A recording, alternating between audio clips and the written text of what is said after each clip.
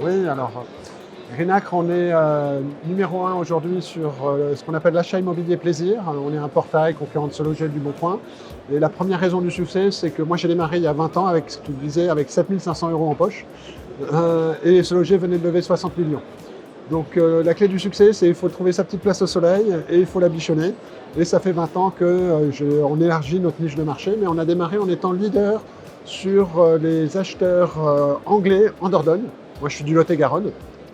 Et donc quand j'ai démarré il y a 20 ans, j'ai racheté un site qui existait déjà et je l'ai développé au fur et à mesure.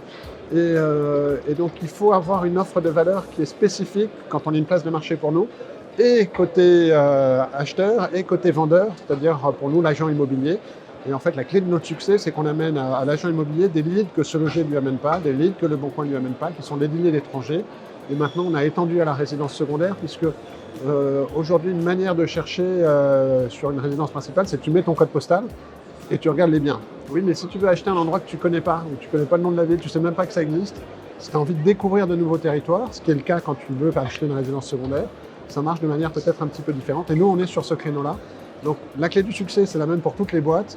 Il faut avoir sa niche de marché et il faut être leader. Moi, l'article référence, ma référence absolue en business, c'est Competition is for Losers de Peter Thiel. Il faut être sur des marchés où il n'y a pas de concurrence, et sur notre marché à nous, voilà, il n'y a pas de concurrence.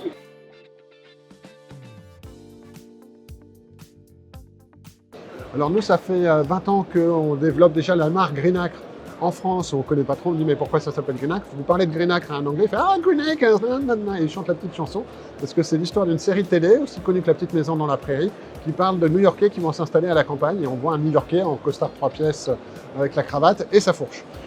Donc il y a un imaginaire déjà qui existait au préalable, et puis après, avec du référencement, on a été les premiers dans le secteur à faire de la pub sur Google Ads.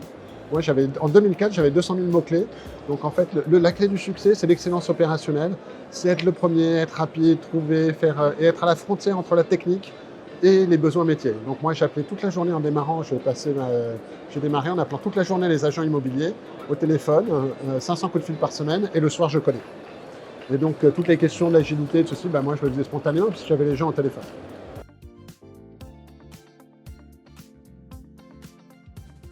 En fait, il y a 4 mois, on a fait un observatoire sur les tendances d'achat des étrangers en France.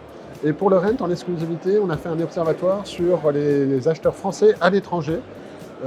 Donc en fait, il y a plein d'acheteurs étrangers qui achètent en France, mais là, c'était le focus, c'était de dire mais où achètent les gens qui veulent faire de l'achat immobilier plaisir à l'étranger? Et réponse courte, ils achètent en Espagne en premier à 35%, Portugal 21%, Italie qui monte, Grèce. Et la bonne surprise en ce moment, c'est le Maroc qui est en train de... Et ça, c'est nouveau de voir des pays du Maghreb qui reviennent, qui étaient présents avant le printemps arabe, et là, tout d'un coup, il y a une attractivité nouvelle sur ces pays.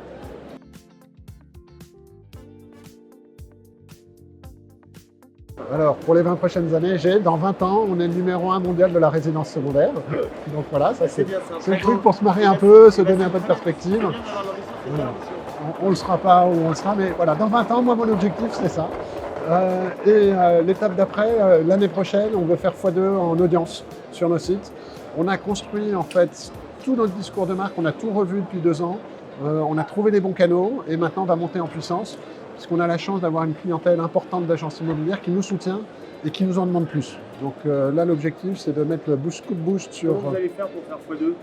Alors, historiquement, on est très bon sur le SEO et tout ce qui est entré à Google, Google Ads, etc.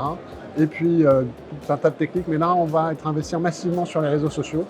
Et ça fait 1 an qu'on prépare le terrain pour trouver les bonnes accroches, savoir celles sur lesquelles il y a la profondeur de catalogue. Parce qu'on a les budgets pour acheter des leads. Le problème, c'est de ne pas avoir des coûts du lead qui explosent pour qu'on puisse les revendre à un prix correct à nos clients. Et jusqu'à présent, voilà, tout le monde, réseaux sociaux, moi je l'avais mis de côté, j'ai recruté un bon responsable marketing, qui est l'ancien responsable marketing de Se Loger au moment où ça a décollé, David Labrosse, et il est très impressionnant.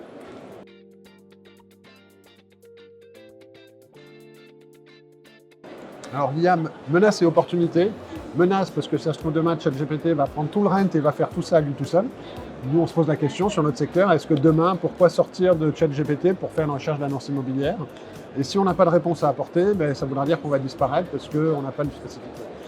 Opportunité parce que nous, on est en fait à une place où on gagne de l'argent, on a un business établi, on a 2000 clients en Europe, réseau ou agence immobilière.